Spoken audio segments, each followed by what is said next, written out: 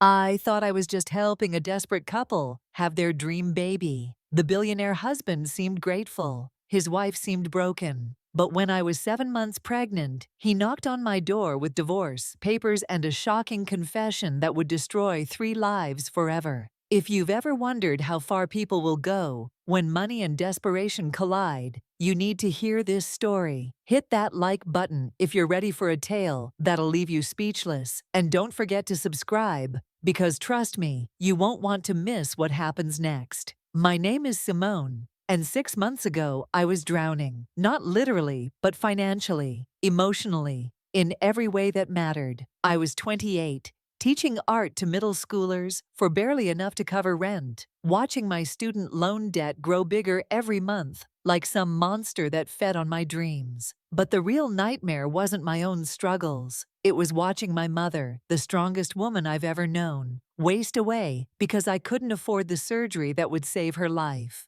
You know that feeling when you're standing at the edge of a cliff and you have to choose between jumping or watching everything you love disappear? That's where I was when I saw the advertisement. It was buried in the back pages of a local paper, just a small block of text that might as well have been written in gold. Seeking surrogate mother, generous compensation, help create a miracle. $150,000. I read those numbers so many times, I could have recited them in my sleep. That money would save my mother, clear my debts, and give me a chance to breathe again. So I called the number, my hands shaking as I dialed. The meeting was in a downtown law office that screamed money from its marble floors to its crystal chandeliers. That's where I first met them. Victoria Ashford, 35 years old, with platinum blonde hair pulled into a perfect bun and eyes colder than winter steel. She sat across from me like she was conducting a business transaction, which I guess she was. Every word that came out of her mouth was calculated, clinical. She talked about my reproductive history and genetic background like I was livestock being evaluated for breeding. But then there was Sebastian Ashford, 42, with kind eyes and a smile that seemed genuinely warm when he looked at me. While his wife rattled off medical requirements and legal clauses, he kept apologizing for her coldness. "Please forgive Victoria," he whispered when she stepped out to take a call. "She's been through so much, 5 miscarriages in 7 years. The doctors say her body just can't carry a baby to term anymore." The pain in his voice seemed real. The way his shoulders sagged when he talked about their struggles. The way his hands trembled slightly when he mentioned how desperately they wanted a child. I found myself feeling sorry for him, for both of them. Here was this powerful couple, worth more money than I could imagine, and they couldn't have the one thing that mattered most to them. Victoria returned with a stack of contracts thicker than a phone book. As I flipped through page after page of legal jargon, I caught glimpses of the compensation breakdown, the medical care provisions, the living expense allowances. It was more money than I'd ever seen in one place, more than enough to save my mother's life. But there were moments, small ones, that should have warned me. The way Victoria's lip curled slightly when she asked about my background, how she emphasized certain words when talking about the baby's future, as if she was already worried about contamination. The way she insisted on having final say over my diet, my activities, even my living arrangements during the pregnancy. Sebastian seemed to notice his wife's behavior too. He kept shooting her warning looks, jumping in to soften her harsher comments. "What Victoria means," he'd say, "is that we want to make sure you and the baby are healthy and comfortable." But I was too focused on the dollar signs, too desperate to save my mother, to pay attention to the warning bells going off in my head. The day I signed those contracts, Victoria wasn't even there. It was just Sebastian, apologizing again for his wife's absence, telling me how grateful they both were, how I was giving them the most precious gift imaginable. As I signed my name on that final page, I thought I was becoming their savior. I had no idea I was walking straight into hell. The first few weeks after the procedure were like living in a medical fishbowl. Victoria had scheduled my life down to the minute. Appointments every other day, blood tests, ultrasounds, dietary consultations with nutritionists who cost more per hour than I made in a week. She treated each visit like a board meeting, taking notes on everything the doctors said, asking clinical questions about hormone levels and fetal development, like she was monitoring a science experiment. I'll never forget the first time I heard the heartbeat. I was lying on that cold examination table, gel on my belly, watching the tiny flutter on the ultrasound screen. That meant new life was growing inside me. I started crying, overwhelmed by the miracle of it all. But when I looked over at Victoria, expecting to see joy, maybe tears of happiness, I saw her checking her phone. She glanced up at the screen with the same expression you'd have looking at a quarterly profit report. Sebastian was different. He stared at that monitor like he was seeing magic happen right in front of his eyes.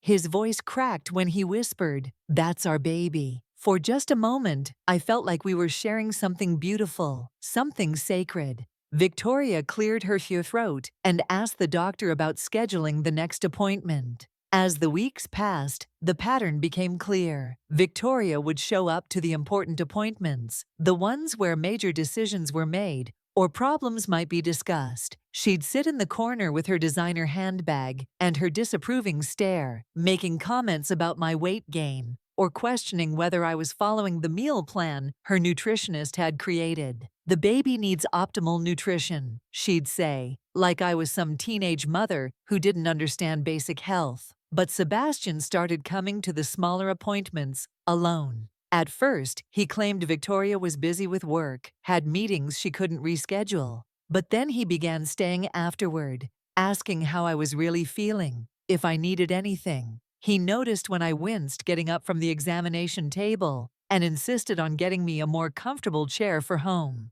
When I mentioned missing my art supplies, he showed up the next week with professional-grade paints and canvases. "You shouldn't have to give up the things that make you happy," he said, setting up an easel in my living room.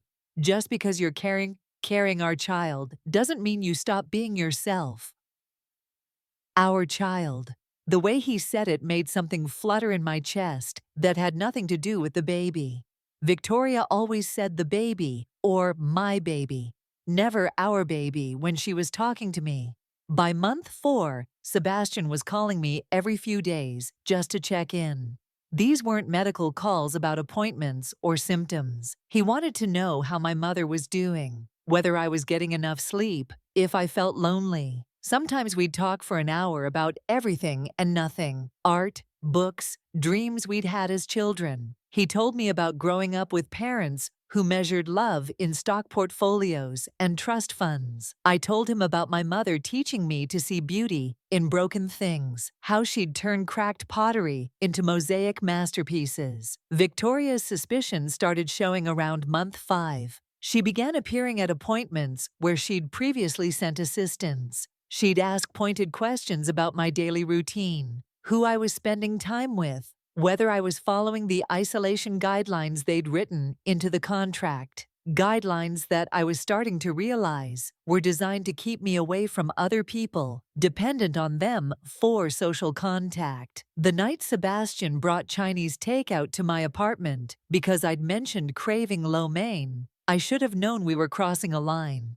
We sat on my couch, sharing stories and laughing until my sides hurt. When he reached over to feel the baby kick for the first time, his hand lingered on my belly longer than necessary. Our eyes met, and in that moment, something shifted between us, something that would destroy everything. It was 2 in the morning when Sebastian showed up at my door. 7 months pregnant, exhausted and swollen everywhere. I almost didn't answer the knock, but something in the urgency of it, the way he kept knocking in this desperate rhythm, made me peek through the peephole. He looked terrible. His usually perfect hair was disheveled, his expensive suit wrinkled like he'd been sleeping in it. In his hands were papers, thick manila folders, that he clutched like they contained his life. "Simone, please," he whispered when I cracked the door.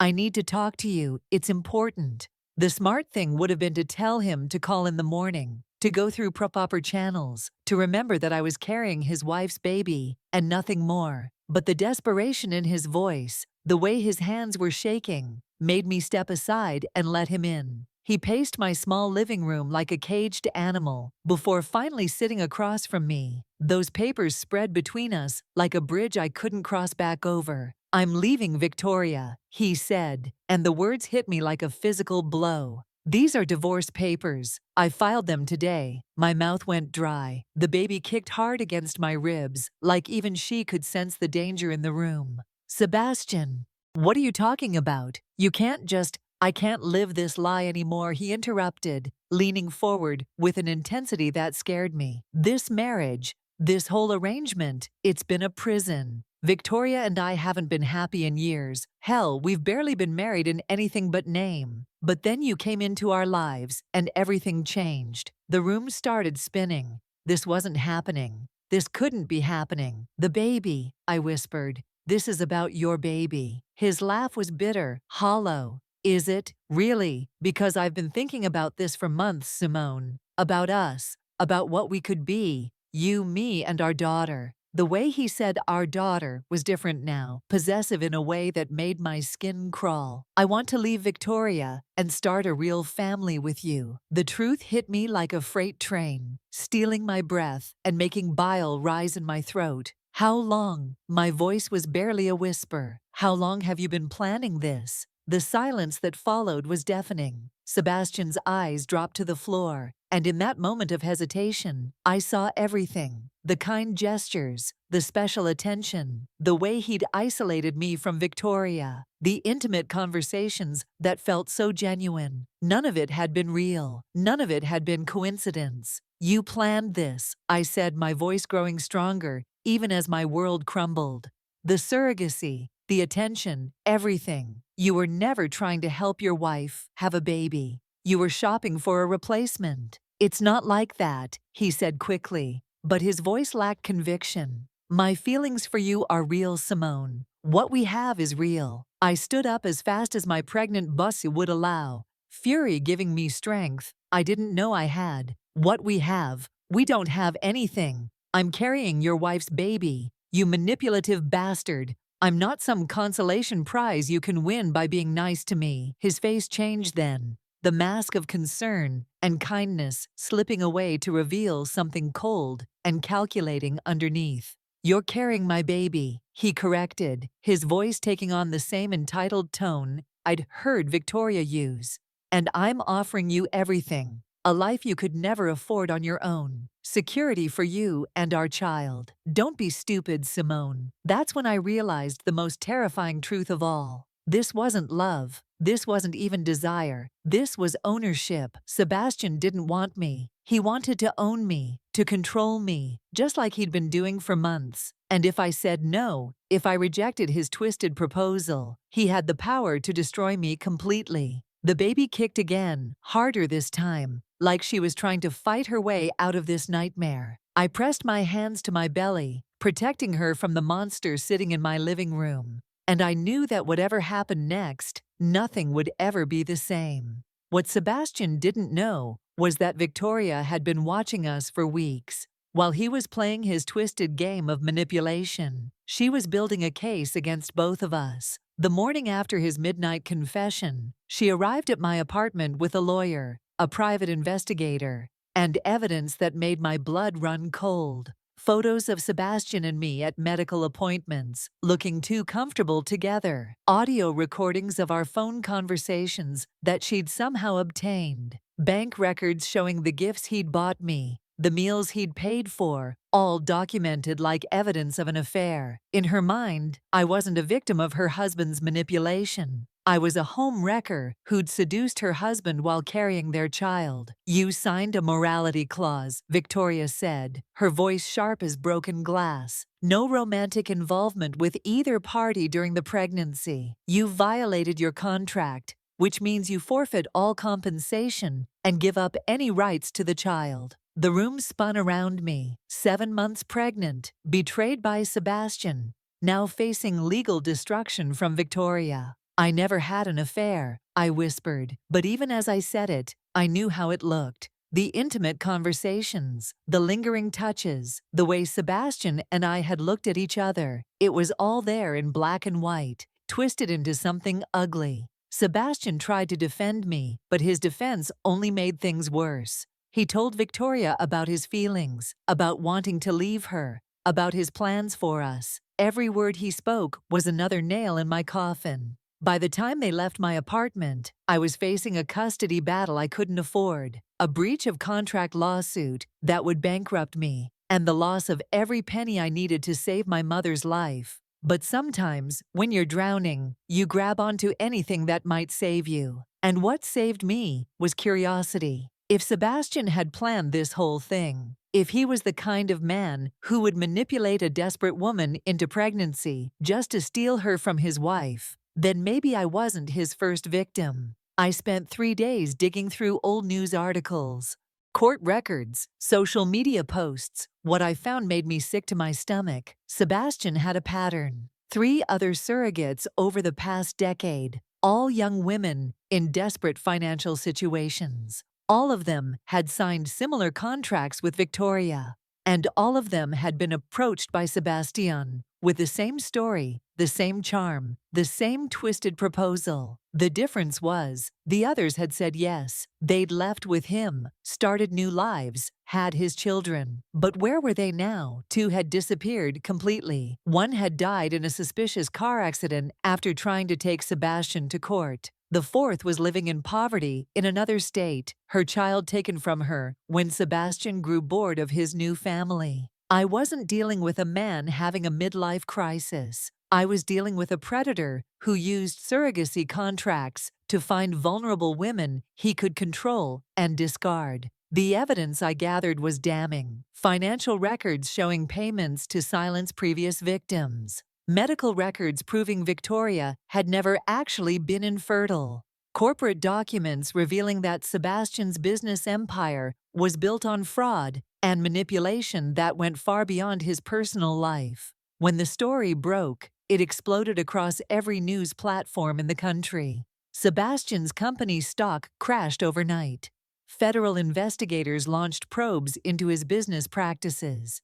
Victoria, faced with her own complicity in the pattern of abuse, made a choice that shocked everyone. She testified against her husband, not out of love for me or concern for justice, but out of pure, cold revenge. Sebastian had humiliated her publicly, destroyed her reputation, made her complicit in his crimes. She wanted to watch him burn, and she had all the evidence needed to light the fire. By the time my daughter Aria was born, Sebastian was facing federal charges for fraud, conspiracy, and human trafficking. His empire was gone, his reputation destroyed, his freedom hanging by a thread. And me?